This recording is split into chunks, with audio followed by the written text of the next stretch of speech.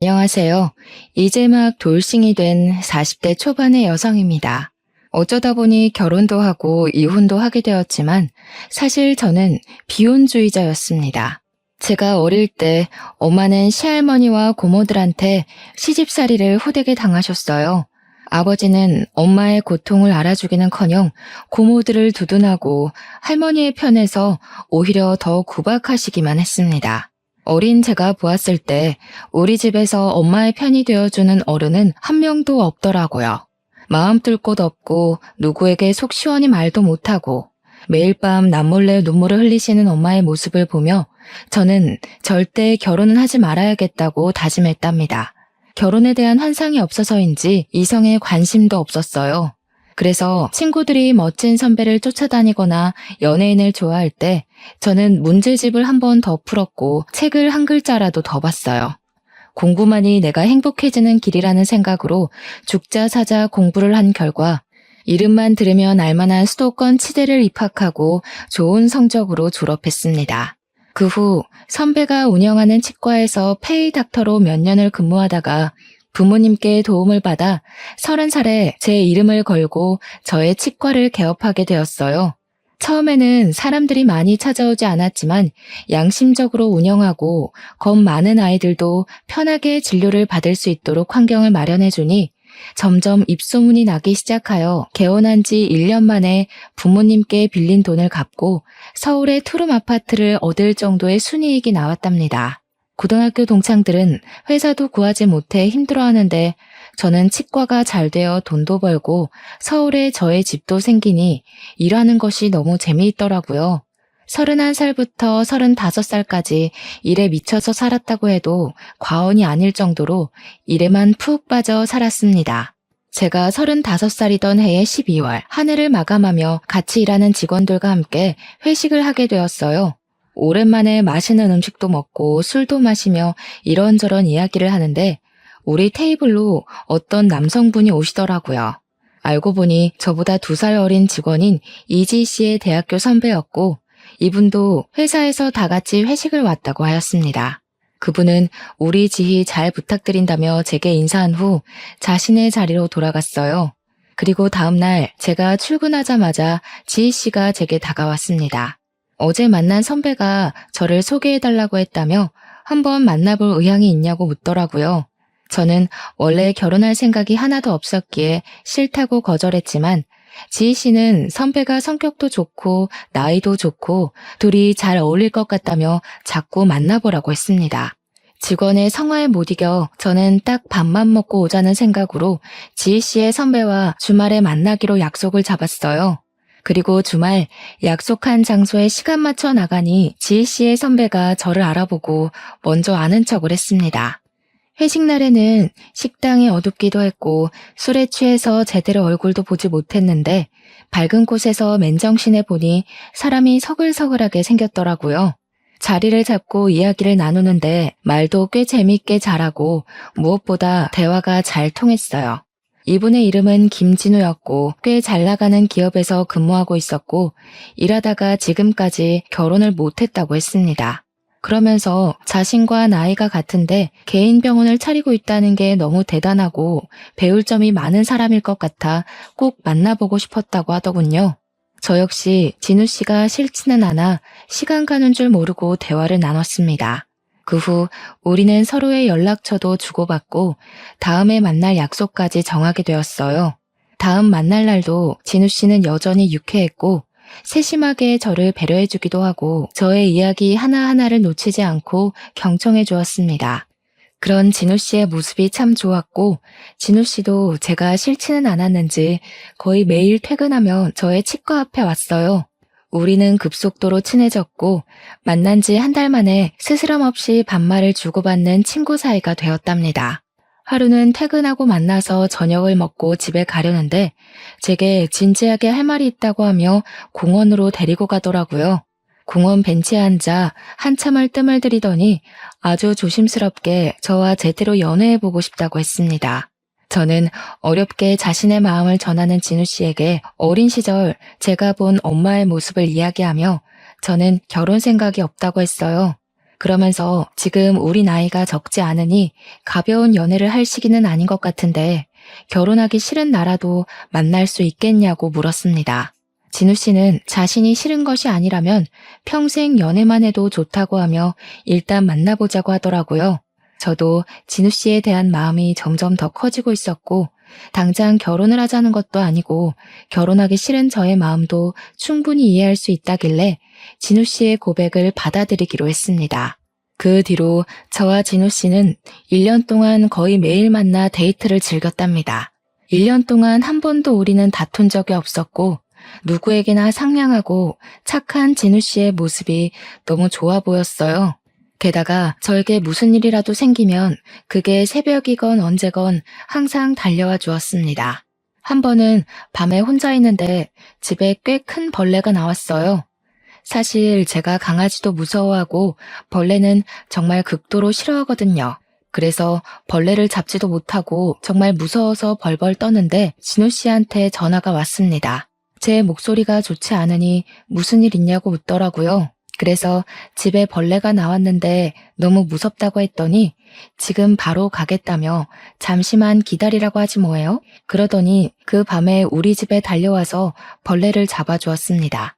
남들은 별일 아니라고 느껴질지는 모르겠으나 저는 그런 모습이 너무 듬직했고 그때 처음으로 이 사람과 결혼을 한다면 정말 행복하게 살 수 있겠다는 생각이 들었어요. 그 뒤로도 저를 먼저 위해주는 진우 씨의 소소한 행동들에 감동하여 결혼을 절대 하지 않을 것이라는 제 마음이 조금씩 변하기 시작하였고 결국 진우 씨의 집에 정식으로 인사를 드리러 가게 되었습니다. 진우 씨 집에 첫 인사를 드리러 가는 날이었어요. 저는 떨리는 마음을 붙잡고 진우 씨를 따라 집으로 들어갔습니다.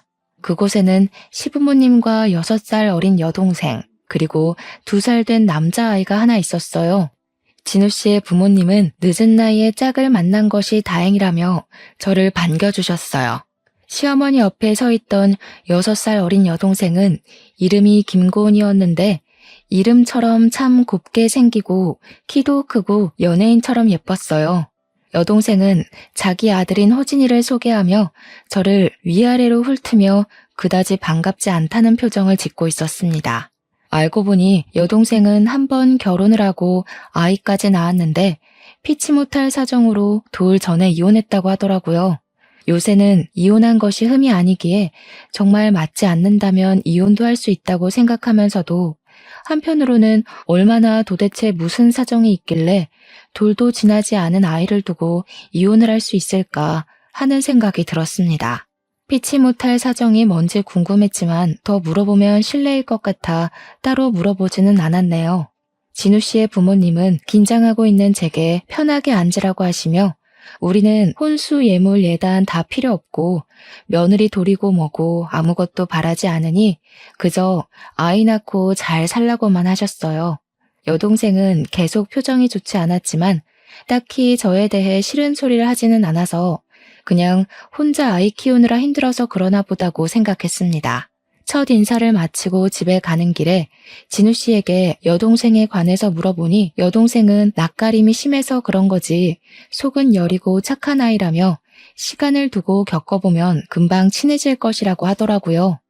솔직히 우리가 결혼해도 여동생을 뭐 본다면 얼마나 보겠냐는 생각도 들고 우리보다 시부모님이 너무 편하게 잘해주셔서 여동생에 대한 걱정은 접어두고 바로 결혼을 진행하게 되었습니다. 처음에는 새로운 신혼집을 알아보려다가 제가 혼자 살고 있던 집이 저와 남편의 직장까지 출퇴근하기 편해서 따로 집을 구하지 않고 제가 살던 집에서 같이 시작하기로 했어요. 어지간한 가전제품은 다 있기에 따로 가전제품을 구매할 필요도 없었고 집 상태도 깨끗해서 침대와 장롱만 새로 들였답니다. 그렇게 제 인생에 결혼은 절대 없다고 장담했던 제가 37살의 나이에 결혼이라는 것을 하게 되었습니다. 결혼 후 제가 시댁에 갈 때마다 시부모님은 일하는 며느님이라며 엄청나게 잘해주셨어요. 매번 시댁에 가면 다양한 반찬은 기본이고 제게 설거지조차 한 번도 시키지 않았습니다. 반면 아가씨는 여전히 제게 뚱한 표정을 지었어요. 친해지고 싶어서 말을 걸어도 항상 단답형으로 말하는 통에 대화가 길게 이어지지는 않았습니다. 그런데 우연히 아가씨의 방을 보았는데 딱 봐도 값비싼 명품 가방에 좋아 보이는 옷이 정말 많더라고요. 제가 알기로는 아가씨가 분명히 회사에 다니지 않고 아이만 보고 있다고 했는데 어떻게 이 많은 명품이 있을까 궁금했어요. 그래서 시댁에 갔다가 집에 오는 길에 남편에게 아가씨는 일하지도 않는데 명품 가방이 어떻게 그리 많냐고 물었습니다. 남편은 그게 다 명품이었냐고 자신은 몰랐다고 하며 사실 아가씨가 일하는 것은 아니고 시부모님과 남편이 매달 용돈을 준다고 했습니다. 그래서 그 용돈으로 생활을 하고 자신의 물건도 산다고 하더군요. 사실 저희는 둘 다 돈을 벌고 있으므로 집에서 생활하며 나가는 공동 생활비만 빼고 나머지는 따로 관리하고 있었거든요. 그래서 남편이 아가씨한테 용돈을 준다는 것도 그제야 알게 되었습니다. 솔직히 기분이 썩 좋지는 않았지만 그래도 남편이 자기가 번 돈으로 자기 여동생에게 준다는데 제가 뭐라고 할 부분은 아닌 것 같아 그냥 알겠다고 하고 말았네요. 그렇게 결혼한 지 6개월 정도가 지났어요. 우리는 둘 다 나이가 있으니 아기를 빨리 갖고 싶었습니다. 그런데 아기가 생기지 않았고 병원에서 시험관까지 했지만 그래도 아기는 우리에게 오지 않더라고요. 검사를 해도 이상이 없었는데 아기는 생기지 않으니 답답했습니다. 남편은 그런 제가 스트레스를 받지 않게 최선을 다했고 저 역시 그런 남편의 노력이 너무 고마웠어요. 남편과 아기를 기다리며 깨를 볶던 어느 날 남편이 저에게 할 말이 있다고 했습니다. 무슨 말이냐고 했더니 호진이를 혼자 키우는 아가씨한테 자동차가 필요할 것 같다고 하더라고요. 그래서 제가 아가씨가 자동차가 필요하면 아가씨 돈으로 사면 되지 그거를 왜 나한테 말하냐고 했어요. 남편은 결혼 전에 아가씨의 생활비나 호진이의 양육비를 다 남편이 지원해줬다고 하며 이번에 아가씨의 자동차도 남편이 사줘야 할 것 같다고 하는 게 아니겠어요? 그러면서 아가씨한테 나가는 소소한 돈은 자신의 월급으로 해결할 수 있지만 자동차는 워낙 고가이니 같이 사주자고 하는 거예요. 저는 아가씨의 호진이 어린이집에 가는 시간 동안 아르바이트라도 해서 본인이 돈 벌어서 본인이 샀으면 좋겠다고 이야기했습니다. 그랬더니 남편은 자동차가 한두 푼도 아니고 그렇게 돈 벌어서 언제 돈 모으냐고 하며 일단 우리가 먼저 사주자고 하더라고요. 제가 왜 그렇게까지 아가씨를 도와야 하는지 모르겠다고 했더니 아가씨 어릴 때 잔병치레가 심해서 병원에 입원했던 시간이 너무 많았고 그래서 공부는커녕 제대로 된 스펙도 쌓지 못했다며 여동생만 보면 안쓰럽다고 도와주자고 했습니다. 하지만 저는 남편과 생각이 달랐어요. 남편이 평생 아가씨를 먹여 살릴 수 있는 것도 아닌데 한 달 용돈은 그렇다 치고 자동차까지는 너무 과하다고 말했습니다. 그리고 말 나온 김에 한 달에 용돈은 얼마나 주길래 돈도 안 버는 사람이 그렇게 명품이 많은지 물었어요. 남편은 얼마 안 준다고 하는데 뭔가 내 눈도 피하고 말끝도 흐리는 게 이상하더라고요. 그래서 제가 자꾸 남편을 추궁하며 말하지 않으면 아가씨한테 전화해서 직접 물어본다고 했습니다. 남편은 안 된다고 펄쩍 뛰며 자신이 한 달에 주는 돈의 액수를 이야기하는데 한 달에 무려 200만 원씩이나 여동생에게 주고 있었더라고요.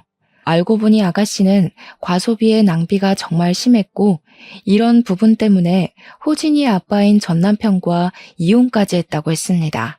그런데 이혼하고 나서도 여전히 명품을 사는 버릇을 버리지 못해 많은 돈을 제 남편과 부모님께 받으며 여전히 과소비에 사치하며 살고 있었어요. 그리고 남편은 그런 동생이 그저 안쓰러워서 한 달에 200만 원을 주고 우리 부부 공동 생활비 100만 원을 내고 얼마 되지 않은 남은 돈을 자신의 몫으로 사용하고 있었답니다. 아무리 그래도 한 달에 200씩이나 주는 것은 너무 심한 거 아니야? 200만 원이면 누군가에게는 한 달 월급이야. 내가 동생이 많은 것도 아니고 딱 하나 있는데 오빠가 돼서 이 정도도 못 해주면 그게 무슨 가족이야. 게다가 지금 내 동생이 노는 것도 아니고 호진이 보고 있잖아. 내 생각엔 호진이가 갓난아기라서 아가씨가 일 못하는 상황도 아니고 호진이도 어린이집 가는데 그 시간 동안 아가씨가 나가서 아르바이트라도 하라고 하고 당신은 아가씨에게 주는 용돈을 줄이는 것이 나을 것 같아. 안 그래도 호진이 키우느라 힘든데 굳이 그러고 싶지는 않아. 그리고 일도 한 번도 제대로 해본 적이 없어서 그렇게 하면 여동생 병원비가 더 많이 나올 거야. 그래도 아무 일도 하지 않고 200만 원이나 받는 건 좀 아니지. 그러니까 돈에 대한 개념이 없으니 명품을 쓸데없이 사는 거 아니겠어? 그게 다 낭비고 과소비야. 호진이도 있는데 이제는 그러면 안 되지. 그 용돈 좀 줄이고 우리의 미래를 위해 저축하자. 그래도 그동안 200만 원씩 줬는데 어떻게 단칼에 줄이냐? 진짜 인정머리 없다. 너 생각이 정 그렇다면 네가 번 돈으로 아가씨한테 돈을 200을 주든 300을 주든 내가 상관하지 않을게. 다만 공동 생활비를 못 낼 정도가 되거나 나에게 아가씨에 대한 어떤 지원을 바라지는 마. 그리고 아가씨한테 자동차를 사주는 것은 절대 안 돼. 이렇게 이 이야기는 마무리되었다고 생각하고 다음날 평소와 같이 남편은 남편 직장으로 저는 치과로 출근을 했습니다. 출근해서 일하다가 잠시 쉬는데 시어머니가 아가씨 자동차 한 대 뽑게 도와달라며 전화가 왔어요. 저는 죄송하지만 아가씨가 미성년자도 아니고 호진이도 있는데 이제는 본인의 앞가림은 본인이 알아서 해야 할 것 같다고 이야기했습니다. 그랬더니 시어머니는 제 말에 버럭 화를 내시더라고요. 너는 잘 살면서 하나뿐인 네 시누인데 그런 시누한테 차 한 대 뽑아주지도 못하니? 넌 시누를 가족으로 생각은 하니? 막말로 너 동생이 만약에 이런 상황이라도 차 안 뽑아줄 거야? 제 동생이어도 이렇게 차를 뽑아주지는 못할 것 같네요. 차라리 일하라고 일자리를 소개해줄지언정 돈을 주며 차 뽑으라고 얘기하지는 못할 것 같아요. 이런 말씀드리기 주제넘지만 아가씨한테 시부모님께서 돈을 주신다고 들었는데 그렇게 돈을 주시지 마시고 차라리 일할 기회를 마련해 주세요. 시부모님 남편이 언제까지 아가씨 먹여 살릴 수도 없지 않나요? 물고기를 직접 주는 것이 아니라 물고기 잡는 방법을 알려주어야죠. 그럼 잘난 네가 고은이 일자리 좀 소개해 주렴? 아니지. 차라리 네가 일하는 그 치과에서 고은이 일할 수 있게 자리 좀 마련해 줘. 그럼 그런 줄로 알고 끊는다. 시어머니는 본인이 하실 말씀만 하시고 전화를 뚝 끊어버렸습니다. 사실 이때 오래 근무했던 데스크 직원이 관둔다고 하는 바람에 직원 한 분을 급히 구해야 하는 상황이기는 했지만 그렇다고 사회생활 경험이 전혀 없는 아가씨를 데스크 직원으로 채용할 수는 없잖아요. 그래서 어머니의 말씀은 깊이 생각하지 않고 그냥 경력직 직원을 새로 구하기로 했습니다. 그런데 다음날 출근했는데 아가씨가 치과에 있는 거 아니겠어요? 엄마한테 들었다며 여기서 오늘부터 일하라고 했다는 거예요. 관둔다는 직원도 드디어 인수인계하고 나갈 수 있냐며 좋아하고 다른 직원들도 다들 반기는 분위기길래 어쩔 수 없이 아가씨를 채용했습니다. 아가씨가 출근한 지 2주일 정도가 지났어요. 제 걱정과는 달리 생각보다 일을 잘하고 직원들과도 잘 지내 보였습니다. 하루는 치과 모든 업무를 마치고 정리하는데 아가씨가 출퇴근하기 너무 힘들다며 우리 집에서 살겠다고 하더라고요. 작은 방 하나가 빈 방이기는 했지만 그래도 아가씨와 같이 살고 싶지는 않았습니다. 그래서 고민 좀 해봐야겠다고 했는데 아가씨가 그 자리에서 남편에게 바로 전화하더라고요. 남편과 아가씨가 통화하더니 저의 생각은 묻지도 않고 우리 집에서 살기로 했다며 바로 짐을 챙겨서 오겠다고 했습니다. 그럼 호진이는 어떻게 할 것이냐고 하니 어차피 호진이가 어린이집에 다니고 지금도 시어머니가 혼자 다 보셔서 자신이 우리 집에서 살아도 별 문제 없을 것이라고 하더라고요. 그래도 아이는 엄마와 함께 있는 것이 더 좋지 않겠느냐고 하니 뭘 자꾸 그리 남의 자식 걱정하냐며 도리어 화를 내는 게 아니겠어요? 그러면서 얼른 집에 가서 짐을 가지고 와서 우리 집으로 가겠다고 했습니다. 저는 퇴근을 하며 남편에게 전화해서 왜 아가씨를 우리 집에서 살자고 했냐고 뭐라고 했어요. 남편은 제 속도 모르고 고은이가 집이 구해질 때까지만 같이 살자는 것이 그렇게 어려운 일이냐며 저를 냉정한 사람 취급을 했습니다. 우리는 퇴근하고 집에 와서도 아가씨 때문에 계속 싸우고 있었어요. 그렇게 싸우는데 아가씨가 자신의 일주일 짐을 챙겨서 우리 집 문을 두드리더라고요. 이미 온 아가씨를 이 밤에 내보낼 수도 없어 어쩔 수 없이 작은 방을 내주었네요. 이렇게 아가씨와 남편, 나 셋이 불편한 동거가 시작되었습니다. 아가씨는 우리 집에서 정말 아무 일도 하지 않으려 했어요. 퇴근하고 집에 오면 솔직히 저도 너무 피곤한데 자신도 피곤하다며 저에게 밥을 맡겨놓은 사람처럼 밥을 달라고 했습니다. 처음에는 오랫동안 살 사람도 아니고 원래 먹던 저녁밥에 숟가락 하나 놓는 것이 뭐 그리 어렵나 싶어 밥을 차려줬는데 언제부턴가 당연히 제가 밥을 차리는 사람처럼 되어버리니 화가 나더라고요.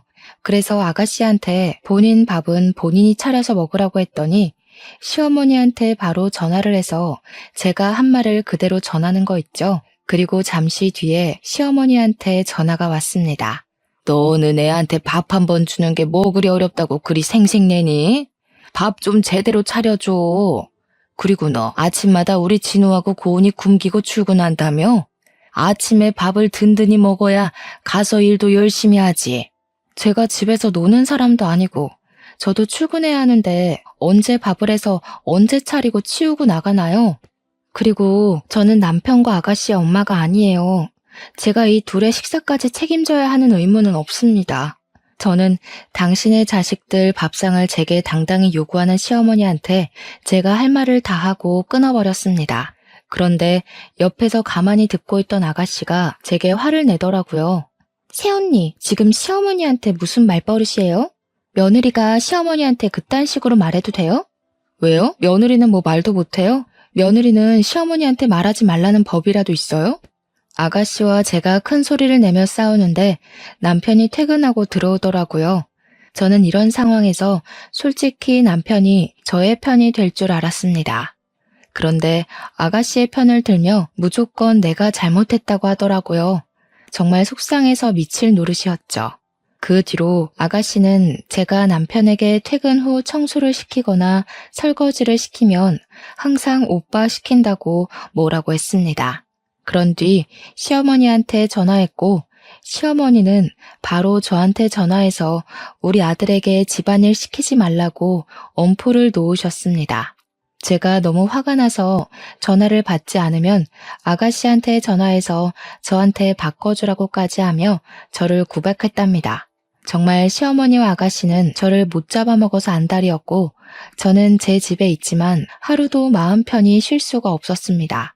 이렇게 스트레스를 받아서인지 아기도 생기지 않더라고요. 아가씨는 집에서뿐만 아니라 치과에서도 밉상이었습니다. 처음 한 달간은 잘 지내는 듯 했는데 그 뒤로는 직원들 사이에서 이간질하고 일하기 싫어서 뺀질거렸어요. 아가씨가 하지 못한 일들은 다 다른 직원들의 몫이었고 다른 직원들도 아가씨에 대한 불만이 매우 컸답니다. 심지어 개원할 때부터 있던 직원들이 아가씨가 나가지 않으면 자신들이 나가겠다고까지 했어요. 저는 이런 상황을 보고만 있을 수 없었습니다. 아가씨한테 다들 불만이니 여기서 나가라고 했어요. 그랬더니 아가씨는 못 나가겠다고 하며 또 시어머니한테 전화하더라고요. 저는 아가씨가 시어머니와 통화하는 동안 지금까지 일한 급여를 계산했습니다. 그리고 아가씨의 통화가 끝나자마자 계산된 급여를 주고 지금부터는 여기서 일해도 돈을 한 푼도 주지 않을 것이라고 했어요. 아가씨는 저한테 진짜 더럽고 치사해서 나간다고 하고 나갔습니다. 그리고 그날 밤 저는 집에 아가씨가 없을 줄 알았는데 아가씨가 시모와 함께 있었어요. 시모는 회사에서 제가 쫓아냈으니 제가 아가씨에게 생활비를 줘야 한다는 헛소리를 하시더라고요. 아가씨가 일 잘하고 했으면 제가 쫓아냈겠어요? 다른 직원들에게 피해주고 심지어 개원할 때부터 있던 오래된 직원들이 아가씨 때문에 일을 못하겠다고 하더라고요. 그리고 아가씨의 생활비를 제게 맡겨둔 것도 아니고 저와 남편이 아가씨를 낳은 것도 아닌데 왜 자꾸 저희한테 아가씨의 생활비를 저한테 찾는지 모르겠어요. 그래도 남편의 동생이고 가족인데 당연히 서로 돕고 해야지. 하나뿐인 신우가 남편도 없이 자기 혼자 아이 키우며 돈 벌겠다고 하는데 안쓰럽지도 않냐? 독한 년. 네, 저 원래 독종이에요. 그리고 이제 치과에서 일도 안 하니 집에서 나가세요. 저는 우리 집에서 이렇게 살 이유 없고 호진이도 봐야 하지 않겠어요? 호진이는 나 혼자 충분히 잘 보살피고 있으니 걱정하지 말고 고은이가 일을 구해 자리 잡을 때까지 네가 도와. 알겠니? 저는 어머니의 뻔뻔한 요구에 정말 황당해서 말이 다 나오지 않았습니다. 시어머니는 그러고 나가버리시고 저는 아가씨와 더 말할 기운이 없어서 그냥 방에 들어가 버렸네요. 다음 날 아가씨는 여전히 집에 있고 저 혼자 치과로 출근했습니다. 그런데 치과에 웬 남성분이 아가씨를 찾더라고요. 무슨 일이냐고 묻고 사연을 들어보니 정말 가관이었습니다. 아가씨는 치과에서 일하면서 이분을 몰래 만났던 거예요. 어차피 아가씨도 지금은 혼자이니 남자를 만나는 것 자체는 괜찮은데 문제는 이분한테 결혼할 것처럼 만나면서 1,000만 원을 빌렸대요. 그런데 어제부터 연락이 되지 않아 불안한 마음에 무턱대고 찾아왔다고 해요. 저는 이분께 혹시 아가씨가 결혼도 했었고 아이가 있는 건 아시냐고 물었습니다. 당연히 이분은 모르셨고 정말 아가씨와 결혼을 할 것으로 생각해서 1,000만 원이라는 거금을 빌려줬다고 하시더라고요. 저는 일단 우리 집 주소를 알려주고 집에 아가씨가 있으니 찾아가 보라고 했습니다. 그분은 제게 고맙다고 인사하며 바로 우리 집으로 가셨어요. 1시간 정도 후 아가씨한테 전화가 왔습니다. 자신이 돈을 갚으려고 했는데 왜 집을 알려줬냐고 하며 자신이 이 남자에게 무슨 일이라도 당했으면 어쩌려고 했냐며 뭐라고 하더라고요. 그러면서 이제 우리 집에서 나와 시댁으로 가겠다는 거예요. 저는 골칫덩어리였던 아가씨가 집에서 나간다고 하니 너무 좋았습니다. 오늘은 오랜만에 편하게 쉴 수 있겠다는 행복한 마음으로 열심히 일하고 퇴근했답니다. 퇴근하고 잠시 쉬고 있으니 남편이 집에 들어왔는데 저를 보자마자 화를 내더라고요. 고은이한테 다 들었어. 혹시라도 그 사람이 나쁜 마음 먹고 고은이를 협박이라도 했으면 어쩔 뻔했어? 진짜 대단한 남매다. 어떻게 아가씨가 결혼할 것처럼 사기를 치고 돈까지 빌리는 잘못을 저질렀는데 아가씨를 두두네? 아가씨의 죄를 덮어주는 건 아가씨를 위한 길이 아니라 망치는 길이야. 그리고 이제 아가씨가 미성년자도 아닌 성인인데 본인이 알아서 살 수 있게 좀 둬. 그날 남편과 저는 대판 싸웠고 그 뒤로 일주일간 말도 하지 않았습니다. 그렇게 일주일이 흘렀어요. 저번에 왔던 남성분이 또 와서는 돈을 분명히 일주일 내로 갚겠다고 했는데 갚지 않고 연락이 되지 않는다고 했습니다. 저는 이번엔 시댁 주소를 알려줬어요. 그분은 바로 시댁을 향했고 2시간 정도 후에 시어머니한테 전화가 왔습니다. 제가 전화를 받자마자 어떻게 우리 집을 알려줄 생각을 하냐며 소리를 고래고래 지르시더라고요. 남의 돈을 빌렸으면 갚는 것이 당연한 거예요. 오죽 답답하면 그분이 저한테 2번이나 찾아와서 연락할 방법을 알려달라고 했겠어요. 어머니, 그리고 이거는 엄연히 아가씨의 잘못이에요. 덮어준다고 다 해결될 일이 아니라고요. 어디서 며느리 따위가 시모한테 이래라 저래라야? 지금 그래서 네가 잘했다는 거야? 반성의 기미는 하나도 없고 그깟 1,000만 원 해봤자 얼마나 한다고. 너는 그리고 새언니가 돼서 그 1,000만 원 갚아주지도 못하니? 그깟 1,000만 원이요? 제가 1,000만 원을 갚을 수 있는 능력이 된다 해도 그 돈을 제가 왜 대신 갚아야 하나요? 아가씨는 어머니의 딸이지 제 딸이 아닙니다. 자꾸 착각하시는 것 같아요. 저 이제 환자분 오셔서 끊습니다. 시어머니는 이날 이후로 제게 연락을 하시지 않았고 저는 아주 편했습니다. 하지만 남편은 꾸준히 연락도 하고 여전히 아가씨한테 돈도 보내주는 것 같았어요. 그래도 부부 공동 생활비는 꾸준히 냈기에 그냥 그러려니 했습니다. 그렇게 몇 개월이 지났어요. 남편이 아가씨에게 결혼할 남자가 생겼는데 직업이 변호사래요.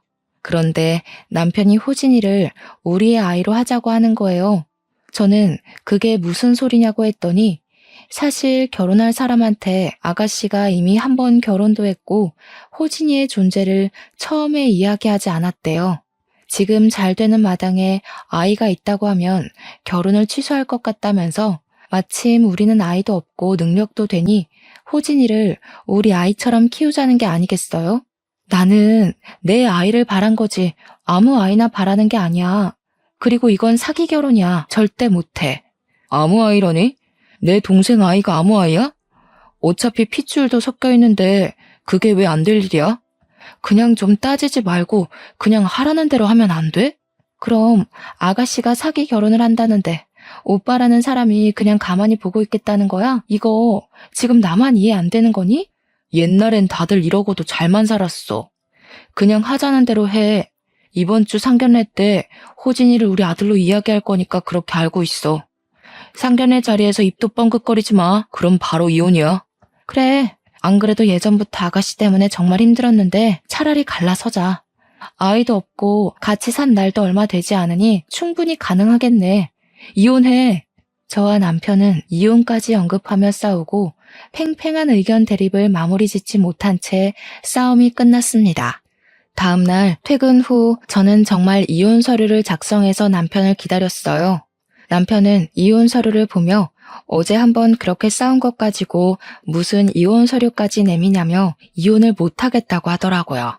그러면서 그냥 방으로 들어가는데 저는 이미 남편에 대한 신뢰를 잃어서 더는 남편과 함께 살 마음이 없었습니다. 그래서 이혼 전문 변호사를 찾아 알아보고 이혼 상담 예약을 잡았어요.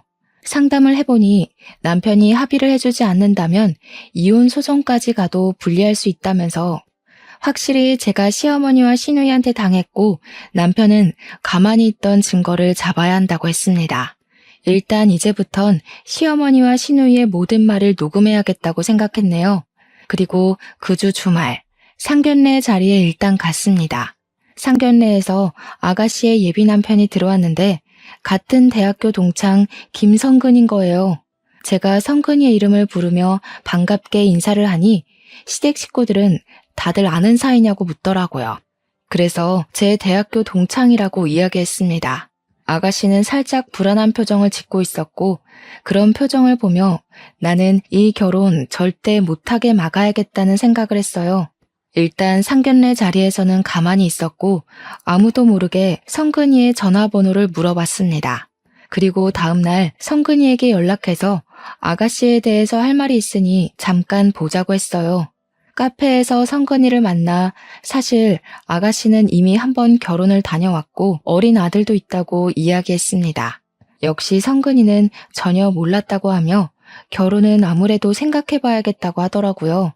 그래서 솔직히 친구로서 나는 이 결혼 반대한다고 하며 이전에 우리 치과에서 일할 때 돈을 빌린 이야기, 지금까지 마땅한 직업도 없이 시부모님과 남편에게 돈을 받으며 살고 있다는 이야기, 그리고 상견례 전에는 그 아들을 내 아들처럼 위장하라고 했던 것까지 다 말했습니다. 성근이는 전형적인 꽃뱀이라며 가만두지 않겠다고 하며 제게 그런 시누이를 둬서 힘들겠다고 하더라고요. 그래서 제가 지금 이혼하려 하는데 남편이 이혼을 해주지 않아 소송할 것이라고 했어요. 그랬더니 성근이가 저에게 이혼 소송에서 확실히 이길 수 있는 여러 가지 방법들을 자세히 알려주었답니다. 성근이와의 만남 뒤로 아가씨의 결혼이 바로 취소될 줄 알았는데 이상하게 결혼식 준비를 한다고 하더라고요. 아가씨의 결혼 날짜가 다가오니 남편은 자꾸 저에게 호진이를 입양하자고 했습니다. 제가 싫다고 하자 주말에 집에 있는데 시부모님과 아가씨 그리고 호진이가 무작정 찾아왔어요. 저는 이 사람들이 호진이를 입양하라고 설득시키러 온 것이라고 확신하고 바로 핸드폰을 보는 척하며 녹음을 시작했습니다. 얘기 다 들었지? 네가 지금 나이는 많고 아이는 없으니 그냥 좋은 말로 할 때 입양을 하는 것이 좋겠구나. 그럼 장남은 아들이 있고 그리고 고은이는 시집가고 그림이 딱 좋지 않겠니? 이게 아주 시댁 말에 하나도 고분고분하게 듣는 게 없어. 그냥 어른들이 하라면 해. 시부모 말인데 당연히 따라야지. 그래, 여보. 어차피 우리 아이도 없고 솔직히 지금까지 안 생겼으면 안 생기는 거 아니야? 그냥 부모님 말씀대로 하자.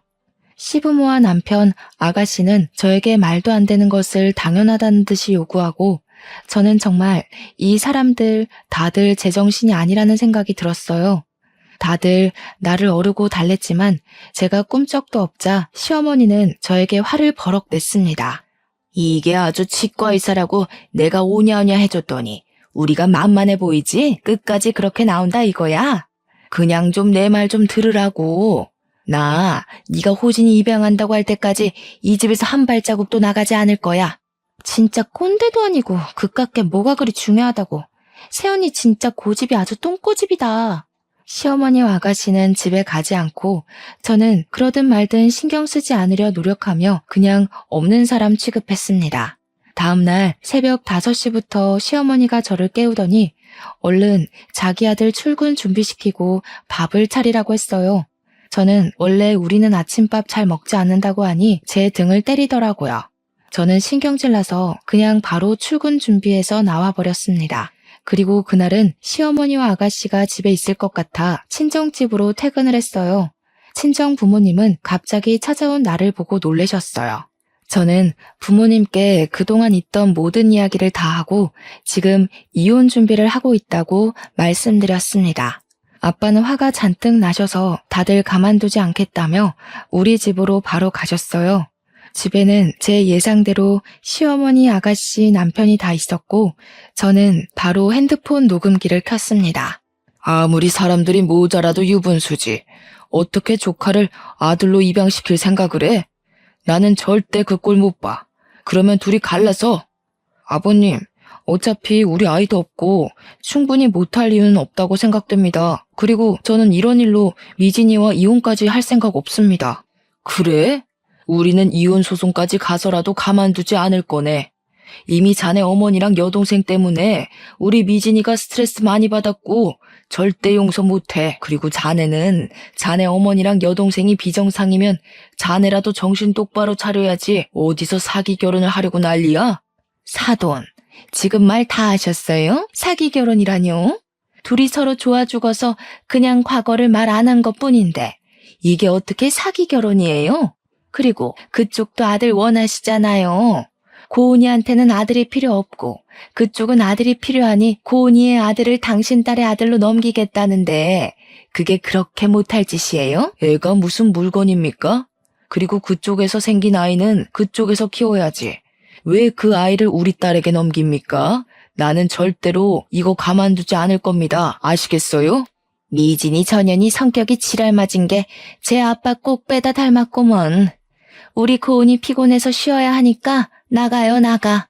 여기 제 명의의 제 집입니다. 나가시려면 그쪽이 다 나가셔야죠. 잘 됐네요. 이참에 저 정말 이혼합니다. 더는 이런 사람들 가족으로 못 두겠네요. 기간이 1년이 걸리든 그 이상이 걸리든 저 소송을 해서라도 기필코 이혼할 겁니다. 다들 나가세요. 지금 나가지 않으면 경찰을 불러서라도 끌어내겠습니다. 나가지 않겠다고 꼼짝도 하지 않던 시어머니와 아가씨는 제가 경찰에 정말 신고할 것처럼 하자 그제야 나가셨습니다. 남편은 저에게 정말 너무한다고 어떻게 사람이 이렇게 매정하냐고 하더라고요. 제가 그럼 서로 이런 꼴 보지 않게 이혼하자니까 남편은 이혼 서류에 도장은 못 찍겠다고 버텼어요. 그 뒤로 저와 남편은 정말 남보다도 못한 사이가 되어 집에서 동거인처럼 생활했답니다. 그리고 아가씨의 결혼식 일주일 전이 되었습니다. 성근이가 제게 전화해서는 아가씨의 과거 행적에 대한 증거가 있으면 다 달라고 하더군요.